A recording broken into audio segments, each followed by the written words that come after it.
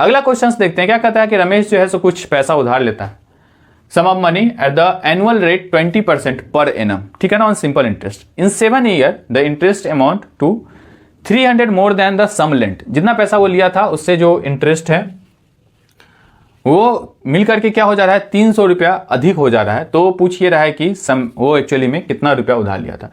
रमेश ने 20% वार्षिक साधारण ब्याज की दर पे एक निश्चित राशि उधार ली। 7 वर्ष में ब्याज उधार दी गई राशि से 300 अधिक हो गया, मतलब जितना पैसा लिया था उससे 300 ज्यादा हो गया। तो पूछिए रहा है कि उधार एक्चुअली में कितना लिया था। ठीक है, कोई बात नहीं, मान लेते हैं कि पी जो अमाउंट है यानी कि प्रिंसिपल उन्होंने उधार लिया था।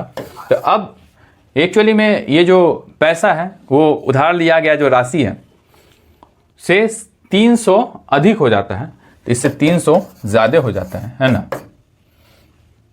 7 वर्ष में ब्याज उधार दी गई राशि से 300 अधिक हो जाता है, ठीक है ना।